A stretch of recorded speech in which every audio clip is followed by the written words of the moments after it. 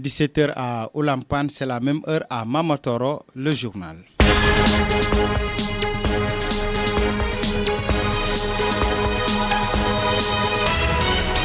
À la une de l'actualité, le Benno Bokk Yakaar de Ziguinchor remobilise ses troupes à quelques mois des élections présidentielles. Un forum sur les réalisations du président de la République dans le département de Ziguinchor s'est tenu ce samedi dans un hôtel de la place. Vous aurez les échos dans cette édition. À Kolda, la précarité des enfants talibés préoccupe les acteurs de la société civile. À cet effet, la RADDHO a offert une session de capacitation aux inspecteurs en charge de l'enseignement arabe visant à mieux protéger ces enfants. La commune d'Oulampane, dans le département de Bignona, a abrité la cérémonie de remise de bergeries, poulaillers, moutons et volailles ce samedi. C'était en présence du ministre de l'élevage, Aminata Mbengue Ndiaye, l'ambassadeur de l'Espagne au Sénégal et d'imminentes personnalités. Les infos du monde et le sport boucleront ce 17h. Albert Gomis assure les opérations techniques, Mohamed Sagna à la présentation, le développement dans un instant.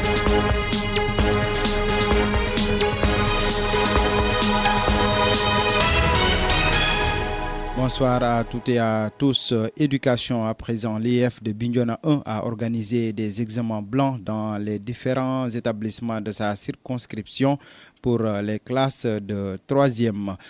Eugène Armand Djemé revient sur le sens de ces examens blancs. Il est avec Hassan Sonko. Des examens blancs, c'est pour aider les élèves candidats au BFM de pouvoir avoir un aperçu sur l'examen proprement dit, le BFM. Donc c'est pour cela qu'on fait un test pour voir au niveau des différentes épreuves pour que l'élève puisse ou le candidat puisse travailler et le jour J, avant même le jour J, qu'il puisse corriger ses lacunes durant cet examen blanc. Ça permet aux élèves qui n'ont jamais fait un examen, le fait que c'est des nouveaux pour certains et ils auront quelque chose pour le faire. C'est à cause de ça qu'on a organisé des examens blancs partout dans les différents établissements. Il y a aussi, vous savez qu'avec les perturbations qui sont survenues cette année, et il y a d'autres, pour certains, ils n'ont pas terminé le programme et c'est pour cela quand vous regardez les différents sujets, et ils ont donné par exemple vers les dernières leçons et c'est pas tout le monde qui est au même niveau du programme et il y a aussi des difficultés au niveau des élèves si vous regardez bien parce que d'autres ils n'ont pas vu certaines leçons. Il y a aussi ça, je peux dire que c'est pas quand même fameux. Oui, au niveau de la correction c'est pas fameux. C'est vrai, il y avait des perturbations mais que les élèves puissent continuer ils ont largement le temps de réviser. Il y aura les compositions, de réviser aussi pour le BFM aussi et pour que les parents puissent aider leurs enfants aussi de voir. Vous savez, d'autres, des fois, les élèves, il y a d'autres, c'est des absentéistes. Et c'est tout ça. Et d'autres, ils sont là uniquement pour recopier des leçons et ils n'apprennent pas et ils gardent les cahiers. Quand ils disent qu'il y a devoir, c'est le temps là qu'ils vont essayer de réviser. Ça ne peut pas entrer dans leur mentalité. Il y a surtout ça. Il faut que les élèves puissent redoubler d'efforts pour pouvoir affronter le jour J des examens. Et je leur souhaite bonne chance. Eugène Armand Djemé à l'instant. À Kolda, la précarité des enfants talibés préoccupe les acteurs de la société civile. C'est dans ce sens que la RADDHO a offert une session de capacitation aux inspecteurs en charge de l'enseignement arabe visant à mieux protéger ces enfants. Elle demande par ailleurs l'application de la loi et autres instruments juridiques contre la mendicité au Sénégal. Mme Kouna Choy, la coordonnatrice nationale chargée du droit de l'enfant de la RADDHO que nous écoutons. Nous sommes à Kolda pendant 4 jours, un atelier de formation qui regroupe les inspecteurs chargés de l'enseignement franco-arabe et des Dara. Cette activité s'inscrit dans le cadre d'un projet vise à contribuer à l'éradication de la mendicité forcée des enfants talibés au Sénégal. Vous savez, la mendicité des enfants est une problématique qui préoccupe, je pense, toute la population du Sénégal et qui malheureusement est en train de prendre des proportions démesurées qui inquiètent tous les acteurs en tout cas qui sont sensibles à la cause de l'enfant. Pas plus tard qu'avant-hier, vous avez tous entendu le cas de cet enfant talibé qui a été battu à mort au niveau de la région de Saint-Louis, plus précisément à Pal. Alors que l'État du Sénégal a ratifié un certain nombre de textes au niveau international, notamment la Convention relative aux droits de l'enfant, mais également la Charte africaine sur les droits et le bien-être de l'enfant. Nous, on interpelle l'État pour qu'il s'active ou renforce ses efforts par rapport à l'application effective de la loi qui protège les enfants contre toute forme d'exploitation. Il faudrait qu'on les forme sur les droits de l'enfant afin qu'ils puissent intégrer l'approche droits de l'enfant dans tout ce qu'ils vont faire avec les maîtres coraniques en termes d'accompagnement en vue de l'amélioration des conditions d'apprentissage et de vie des enfants talibés au niveau de ces daara. Célébration de la journée de l'enfant africain, la CONAF, Coalition nationale des organisations en faveur de l'enfance, a organisé une manifestation de sensibilisation des couches de la société sur la nécessité de prise en charge des droits et devoirs de l'enfant. C'était ce matin en présence de plusieurs forces vives de la nation. Voici à ce sujet Mamadou Mahfouz Diallo, le coordinateur général de la CONAF. Il est avec Fali Bati. En fait, nous organisons la commémoration du 16 juin, donc la journée de l'enfant africain. C'est ce que nous organisons aujourd'hui, en cette date du 23 juin. Et pourquoi vous avez voulu faire cette marche? En fait, c'est sensibiliser la population sur les ODD, les objectifs de développement durable. ODD pour lesquels l'ensemble des pays du monde pratiquement se sont engagés dans le cadre du développement durable, pour tout ce qui est question environnementale, tout ce qui est question sociale et tout ce qui est question économique.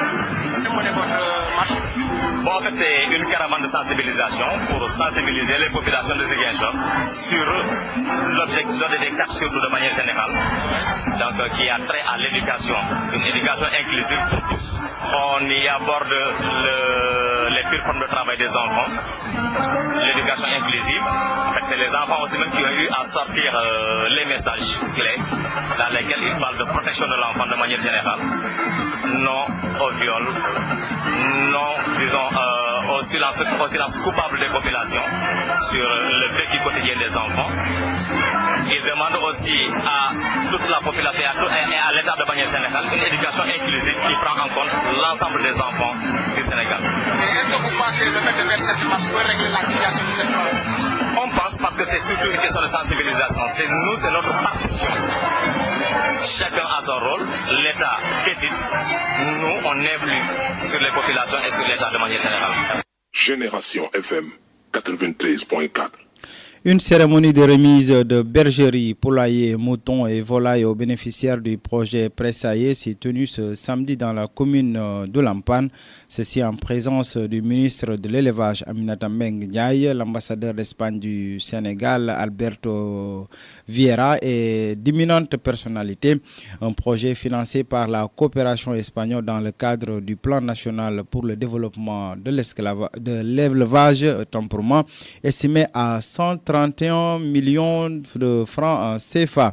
Aminata Mbengue Ndiaye est revenu sur l'objectif du projet. Elle est avec Binta Traoré.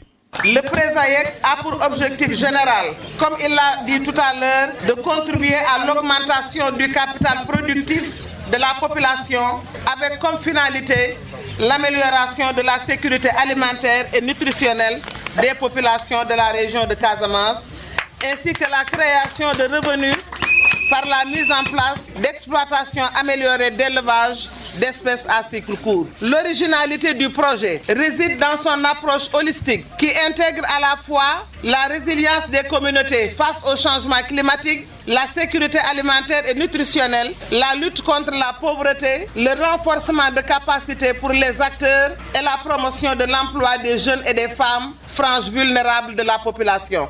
Aussi, le choix judicieux porté sur des activités d'élevage d'espèces à cycle court a-t-il montré à suffisance la maîtrise par la coopération espagnole de la stratégie de lutte efficace contre la pauvreté et la malnutrition. Excellence, Monsieur l'ambassadeur, à travers ce projet, votre pays a fait le pari d'accompagner le gouvernement du Sénégal dans la mise en œuvre du volet élevage du plan Sénégal émergent, mais également dans l'atteinte des objectifs de développement durable. Et je voudrais vous en féliciter très chaleureusement au nom du chef de l'État, son Excellence, Monsieur le Président Macky Sall. En outre, je voudrais souligner, pour m'en féliciter, le fait que dans sa conception, le Pressaillé intègre parfaitement les orientations du plan national de développement de l'élevage, le PNDE, et la lettre de politique de développement de l'élevage. Mesdames, Messieurs, le Pressaillé, de par son caractère pilote, constitue un modèle d'expérimentation au niveau local dans 6 villages des 3 communes qui ont été choisies et qui pourraient par la suite, et je le souhaite vivement, être mis à l'échelle. L'ambassadeur d'ailleurs vient de le déclarer, après bien sûr une évaluation participative des résultats du projet pilote. Elle a aussi saisi l'opportunité pour exhorter les bénéficiaires à bien gérer ce bijou afin d'éradiquer de manière définitive l'insécurité alimentaire dans cette partie sud du pays. Aminat Mengdiaye. Chères populations bénéficiaires, je voudrais m'adresser à vous qui êtes choisis parmi tant d'autres postulants. Je sais pouvoir compter sur votre sens légendaire des responsabilités et votre culte du travail et du résultat. Pour votre localité et pour votre pays, vous avez été choisis comme exemple. Je vous engage donc à respecter scrupuleusement le contrat que nous avons signé avec vous et qui lie définitivement le service de l'élevage aux populations bénéficiaires. Vous avez aussi un contrat moral vis-à-vis de nos partenaires. Le partenaire aujourd'hui, c'est le Royaume d'Espagne. Vis-à-vis de vos élus qui vous ont soutenus, mais également vis-à-vis des populations de vos différentes communes qui attendent comme vous les retombées de ce projet. Et à ce propos, je vous demande d'avoir une oreille attentive et de prendre en compte les conseils avisés des techniciens de l'élevage à qui je confie l'encadrement rapproché du projet parce que les résultats seront aussi les vôtres. Génération FM 93.4. Le Benno Bokk Yakaar de Ziguinchor remobilise ses troupes à quelques mois des élections présidentielles. Un forum sur les réalisations du président de la République dans le département de Ziguinchor a été organisé ce samedi dans un hôtel de la place. Une rencontre qui a servi de tribune aux jeunes du Benno Bokk Yakaar de revenir sur les réalisations du chef de l'État en Casamance et ses acquis durant son mandat en cours. Presque tous les leaders du Benno Bokk Yakaar de Ziguinchor ont pris part à ce forum. Voici Dame Bey, coordonnateur des jeunes du Benno Bokk Yakaar de Ziguinchor. Le forum nous offre l'opportunité de nous réunir et de fraternité, mais aussi de capitaliser les acquis du président du mandat 2012-2019. Nous saluons cette opportunité offerte à la jeunesse par le biais du forum pour échanger sur les réalisations et préparer la présidentielle de 2019. Le thème, bilan des réalisations du président Macky Sall 2012-2019, enjeux et perspectives, vient à son heure. L'objectif de ce forum est d'offrir aux jeunes un cadre d'imprégnation des réalisations du président de la République et leur permettre de cerner les véritables enjeux de l'élection présidentielle de 2019. Les réalisations du président de la République, son Excellence, Monsieur Macky Sall, sont visibles. La région de Ziguinchor a bénéficié de la réalisation du pont de Katakalouz, la réhabilitation de la route Ziguinchor-Kolda dans le cadre du MCA, la boucle du Blou, Thionkesil, Balengor, de la route d'Oussouy-Moulomb, Elenkin, de l'arrivée de 2 navires, Agen et Djambor, la subvention du billet du bateau Aline Sutoé, le dragage du fleuve pour permettre la navigabilité des gros porteurs, la réhabilitation du port de Ziguinchor, la construction du port d'escale de Caraban, la réhabilitation de la piste du Cap Skirring, le démarrage du projet pôle de développement de la Casamance, la réalisation d'infrastructures universitaires et scolaires, les locaux pédagogiques et sociaux de l'université Assane Seck de Ziguinchor, d'un montant de plus de 15 milliards, a été injecté par l'État du Sénégal pour accompagner l'université de Ziguinchor.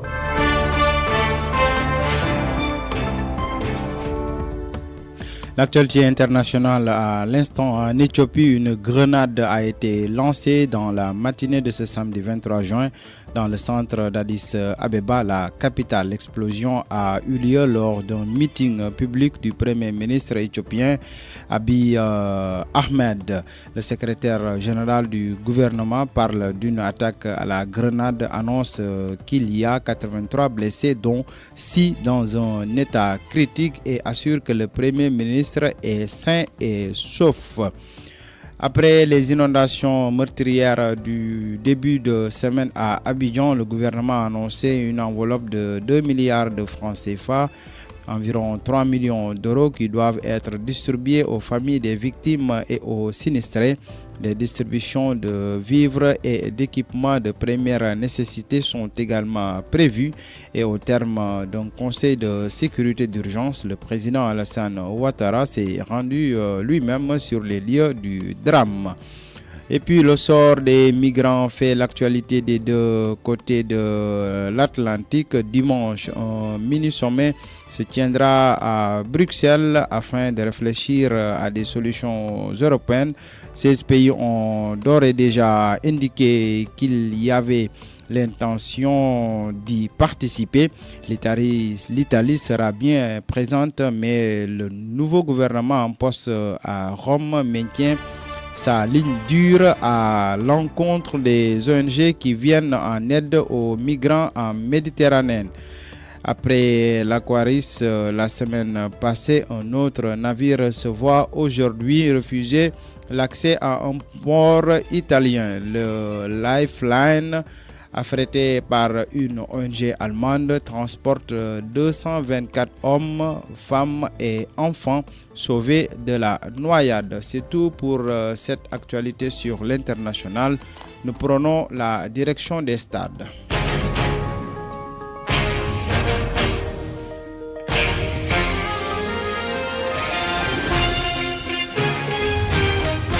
Le sport reste dominé par la Coupe du Monde. Le match Japon-Sénégal de ce dimanche, comptant pour la deuxième journée de la Coupe du Monde 2018 dans le groupe H, sera dirigé par un trio italien. Gianluca Rossi sera l'arbitre central. Il sera assisté de Elenito Di Liberator et de Mauro Tonolini. Un bon choix dans la mesure où c'est un trio européen qui aucune des deux sélections ne viennent d'Europe. En revanche, le quatrième arbitre s'appelle Abdourahman Al-Jazim. Il est du Qatar. Et pour terminer cette note sportive, retenez que Belgique a battu Tunisie sur un score, tenez-vous bien, de 5-2. Corée et Mexique 1-2, victoire pour les Mexicains. C'est tout pour ces 17h, le rappel des titres.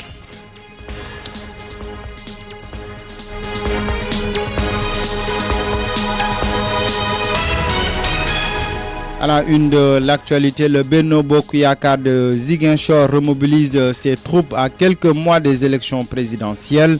Un forum sur les réalisations du président de la République dans le département de Ziguinchor s'est tenu ce samedi dans un hôtel de la place. Vous avez eu les échos dans ce 17h.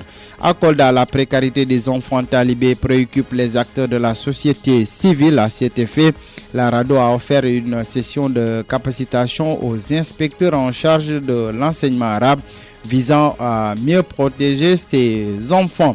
La commune d'Oulampan dans le département de Bignona a abrité la cérémonie de remise de bergerie, poulailler, moutons et volailles ce samedi. C'était en présence du ministre de l'élevage Aminata Mbengue Ndiaye, l'ambassadeur de l'Espagne au Sénégal et d'imminentes personnalités.